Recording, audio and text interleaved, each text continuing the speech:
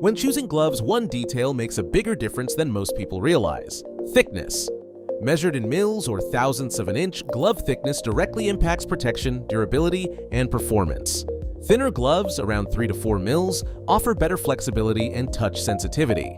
They're ideal for tasks that require precision, like medical exams or detailed assembly work. But with that flexibility comes less protection. Thicker gloves, 6 mils or more, provide a stronger barrier against punctures, chemicals, and rough materials. They're designed for demanding environments like automotive work, maintenance, and chemical handling. However, thicker doesn't always mean better. The key is balance. Modern nitrile gloves are engineered to combine thickness with flexibility, allowing workers to stay protected without sacrificing comfort or control. Thickness also affects grip.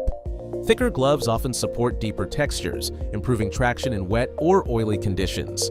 The best approach is simple. Match the glove to the task. Light work, moderate exposure, or heavy-duty jobs all require different levels of protection. Understanding mil ratings removes the guesswork and helps teams choose smarter.